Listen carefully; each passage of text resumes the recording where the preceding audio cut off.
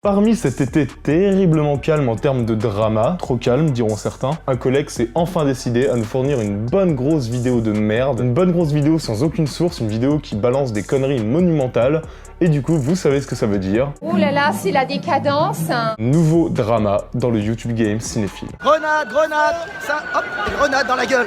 Attention, grenade. Un mec qui s'appelle Hardisk, que je connaissais pas spécialement, a récemment publié une vidéo sur l'histoire de la pellicule et surtout l'état de la pellicule actuellement. Une vidéo qu'il a vendue sous ce titre-là, Qui a tué la pellicule. Et du coup, on est parti sur une gigantesque faute dès le titre, puisqu'en fait, personne n'a tué la pellicule est bien vivante, que ce soit en tant que support de tournage ou support de conservation. Bref, du coup, c'est une vidéo qui n'a aucun sens, et surtout, encore plus important, c'est une vidéo qui dit mais tellement de choses sur tous les abus de la vulgarisation et sur pourquoi, en fait, la vulgarisation, globalement, c'est de la merde. Nous, on va se la jouer un peu comme en Guyane, et on va partir sur une réponse en deux parties. Pas le temps de niaiser. La première partie, ce sera la correction de toutes les conneries qu'il a dit. Bon, vous allez voir, il y a quelqu'un qui s'en est déjà occupé. La deuxième partie, on va s'intéresser sur la responsabilité des youtubeurs, parce qu'il y en a quand même un bon paquet qui semblent s'en battre les couilles et ne pas avoir conscience que, ouais, ils ont une responsabilité. Et pour la partie correction, je vais un peu me baser sur les propos d'un collègue qui est bien plus pointu que moi, qui s'appelle Marc Moquin, qui est donc le rédac-chef d'une revue qui s'appelle Revue et Corrigée. Ce mec, il a répondu sur Twitter à Hardisk, et il l'a globalement défoncé, on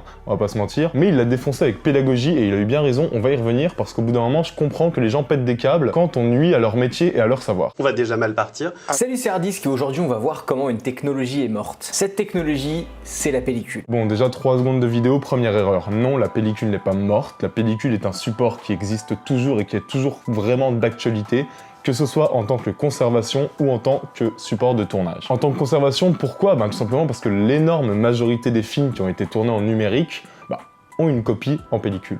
En tout, un peu plus d'1 million de bobines de films sont conservées sur le site de Bois d'Arcy. Et ça c'est très simple. En 2011, le CNC a modifié le code du patrimoine relatif au dépôt légal des films. J'ai pas compris. En fait, ça veut dire qu'il exige que les producteurs déposent une copie de leur film en 35 mm, même si ce film-là a été tourné en numérique. 35 mm, c'est de la pellicule, mais alors du coup, pourquoi Hardisk nous raconte que la pellicule est inflammable, que c'est très très dangereux de stocker uniquement sur pellicule?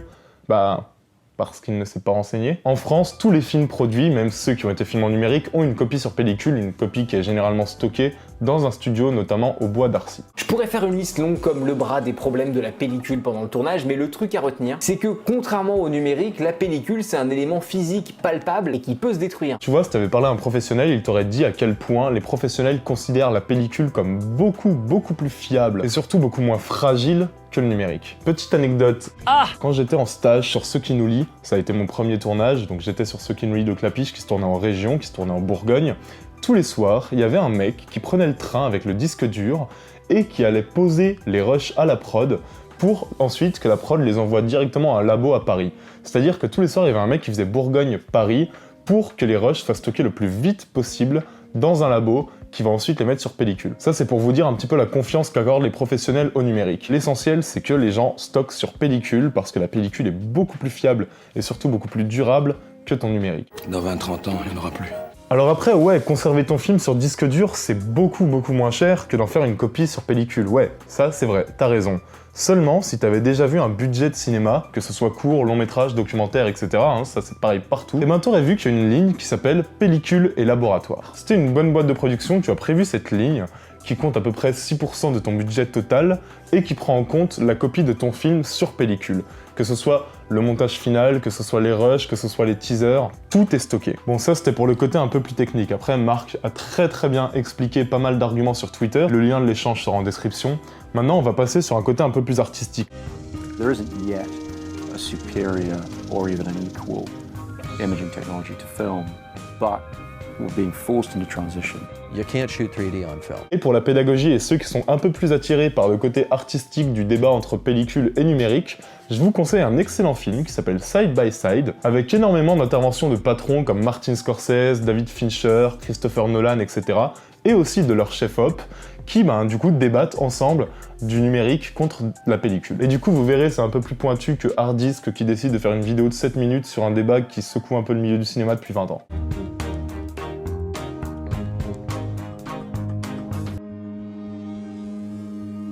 Restons à l'artistique, la pellicule va évidemment continuer à exister artistiquement, et ce même pour les grandes majors hollywoodiennes, je m'explique. Tu vois, en 2020, donc cette année, il y a Disney, Sony, la Warner, Paramount, Universal qui ont trouvé un accord avec Kodak pour continuer à être livrés en pellicule de tournage. Là, je te parle pas du petit réalisateur français qui tourne avec une pellicule par volonté artistique et qui a 1 million d'euros de budget, je te parle des plus grandes boîtes de production et des plus grands majors du monde. Du coup, je vois pas comment on peut dire que la pellicule est morte quand on voit que des mecs comme Spike Lee, comme Richard Linklater, comme Christopher Nolan, comme Christophe Honoré, comme Darius Khondji, adore la pellicule en fait. Comment on peut avoir l'audace d'avancer des trucs aussi extrêmes alors que tu t'en doutes, la réalité est bien plus nuancée. Regarde, rien qu'en 2019 au Festival de Cannes, il y a eu 13 films qui ont été filmés en pellicule, y compris la Palme d'Or. Ça n'a aucun sens ce que tu dis.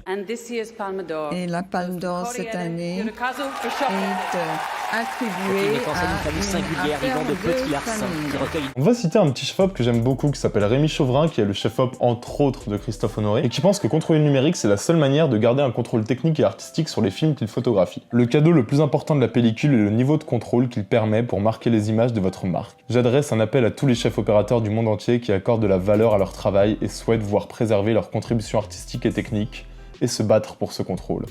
Seule la pellicule aide à le conserver.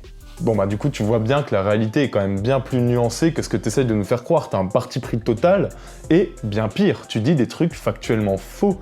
Non, la Red One n'a pas du tout la même qualité d'image. Ça veut dire quoi, qualité d'image? Déjà, ça n'a aucun sens qu'une caméra 35 mm. Et qui permet de faire une qualité au moins égale à la bobine de cinéma traditionnelle.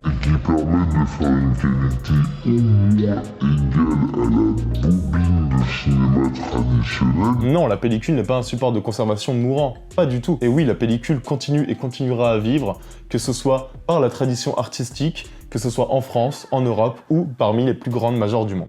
Commence à me parler poliment. Et tout ça, ça nous amène au deuxième point, c'est que, putain, t'as une responsabilité mon gars. Tu as 250 000 abonnés comme tu aimes t'en vanter et du coup je sais que ça avait beaucoup déplu à In The Panda quand je lui ai rappelé. Bon après la responsabilité, je comprends que tu t'en battes les couilles quand tu sors une vidéo qui dit que Disney c'est de la merde et que ça tue le cinéma alors que 3 mois avant t'as tweeté fièrement que t'allais voir Star Wars 9 3 fois. Toi t'as une responsabilité, j'ai envie d'aller plus loin que toi parce que toi bon t'as fait une vidéo dans laquelle tu dis de la merde, tu t'es fait épingler. Ça arrive, c'est pas trop grave. Mais en fait, on va peut-être aller plus loin et on va parler un peu de la vulgarisation. C'est ça le paradoxe de toutes ces chaînes de vulgarisation, c'est qu'ils parlent d'un sujet qu'ils aiment, ça a pas de souci, et je comprends que ça, je pense que tu aimes le sujet de la pellicule, je pense que tu aimes le débat pellicule contre numérique. Tu aimes ce débat, très bien. Mais en fait, les vidéos de vulgarisation font du mal au secteur dont vous parlez. T'essayes de le rendre accessible, super, sauf qu'en fait, du coup, tu traites ce sujet sans aucune rigueur, sans aucune science, sans rigueur journalistique. Tu vas présenter ce sujet en surface à ton public sans aucune méthode, et du coup, ton public sera persuadé qu'il a fait le tour de la question. Et que du coup, y a même pas besoin de creuser. En fait, c'est un public qui va se baser sur ta méconnaissance pour penser qu'il sait tout, et qui va du coup répéter en boucle tes conneries. Bien évidemment! Bien évidemment!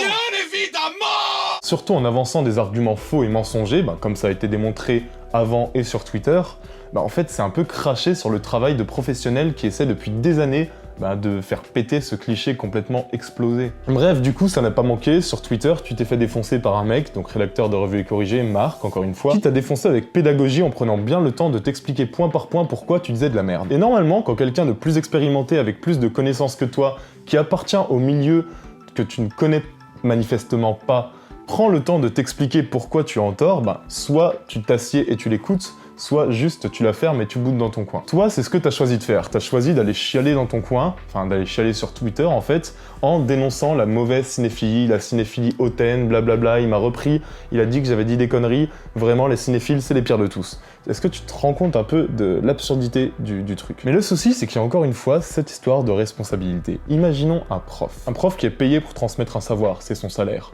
Sauf que ce prof dit des choses complètement fausses, complètement mensongères, et pourrit l'esprit de ses élèves, qui vont pas aller fouiller plus loin que lui forcément, parce que ce prof a une stature, ce prof est la figure d'autorité, il ne peut qu'avoir raison, donc les élèves vont pas aller fouiller plus loin, et vont continuer à apprendre des choses absolument fausses en étant persuadés qu'ils sont dans le vrai. Sauf qu'un jour, devant ses élèves, il y a quelqu'un qui montre à ce prof, point par point, factuellement, que ce prof dit de la merde. Qu'est-ce qu'il fait le prof? Soit il est viré, soit il fait un énorme mea culpa et montre à tout le monde que tout le faux savoir qu'il a transmis à ses élèves est du coup absolument pas viable. C'est quoi ça?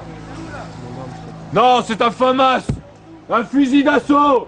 C'est une arme de guerre, connard! Et toi, t'es un professeur, que tu le veuilles ou non, ça c'est pas une question de choix, c'est un fait, tu es un professeur, tu es payé pour transmettre un savoir sur YouTube. Tu transmets un savoir à ton public, c'est ton salaire de youtubeur, c'est ce qui fait que tu es payé. Le problème, c'est que du coup, tu fais très mal ton travail, en te cachant derrière ce prétexte de vulgarisation, et que en fait, tu es bien plus écouté que ne le sera jamais un prof. Ton audience est largement supérieure à celle de n'importe quel lycée de France. Donc maintenant, tu sais que ta vidéo est fausse. Il y a Marc qui a assez bien prouvé qu'elle est fausse sur tous les points. Moi, j'ai rajouté quelques petits points par mes expériences personnelles.